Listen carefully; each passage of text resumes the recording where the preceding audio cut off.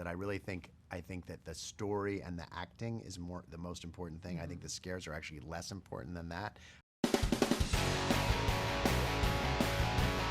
Hey kids, do you want a friend who will never leave your side? Introducing Chauncey the bear. He'll never leave you. Never ever. Hello guys, congratulations on the movie. Thank you. So why are you trying to ruin teddy bears? That's what I want to know. I know. We can't leave them alone. I mean, they're so sweet and cuddly. It's their time has come. You know, it's time. It's time to make them scary creatures. Exactly. Yeah, it reminded me of a story. When I was a kid, I had like 40 stuffed animals on my bed, and my mom hated it. I would, tuck them in every night. And then my cousin showed me a scary movie. All gone. That was it. Yeah, that was it. Reminded me of this. I hope that happens to my daughter. She has all these. It's impossible to lie in the bed with all the animals. I got to throw them on the floor. So maybe there was some behind the Maybe. ulterior motives. Maybe. So what was it like, especially Never Ever? It's kind of cool. Kind of Alice in Wonderland to me. Yeah, Kind of Lewis vibe. Carroll was a major influence. Maurice Sendak, we talked a lot about. Also other movies, Labyrinth, the movie with David Bowie was a major touchstone. We talked about Pan's Labyrinth as well. It was just really fun to create the space and work with so many talented artists. And speaking of talented artists, Pyper, little adult. Oh my I interviewed her gosh. yesterday. Oh, did you? She was like, "Oh, I love your boobs."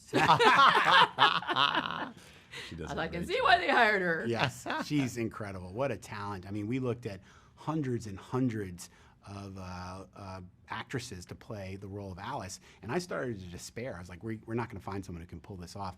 And Pyper came in, and she had 2 scenes, and she said, you know what, I want to do the therapist scene second because I'm an ugly crier. And I was like, sure, whatever you want. And then she said, and afterwards, I'm going to tell a joke just to lighten the mood in the room. I said, I look forward to hearing it. And then she did the scene and just crushed it. I turned to Sarah Domeyer, our casting director, and I said, get her in makeup because that is the kid.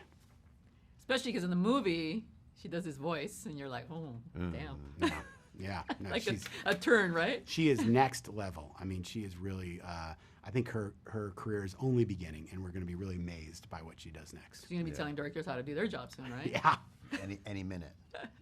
All right, so I wanted to see what's the key ingredient for a Blumhouse film. I mean, obviously your specialty is horror. The key ingredient, first of all, a great director.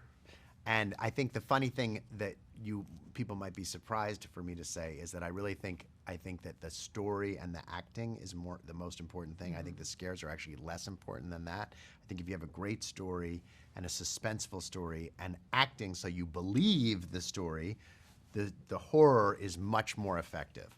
I think without those things, you can have an amazing horror sequence and it just doesn't work. Plus, there's a story behind there where DeWanda Wise is playing the stepmom, and so she's trying to be, Yeah. she's trying to reach that level with her, with the new kids. And Yeah, exactly. it's kind of heartfelt, right? Yeah, totally. Yeah, no, you have to have real emotion, otherwise the scares don't work. I mean, before we made Truth or Dare, one of the last meetings I had with you before we started shooting, we were talking about it, and you said the one piece of advice I'd give you making a Blumhouse movie is don't worry about fancy shots, don't worry about complicated sets, shoot the actors. Yeah.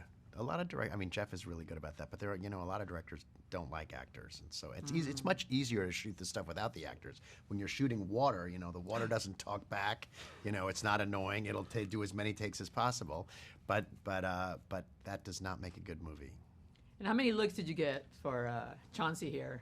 How many looks did it get to get that look? I mean, well, look, that's an approximation of the bear that's in the movie.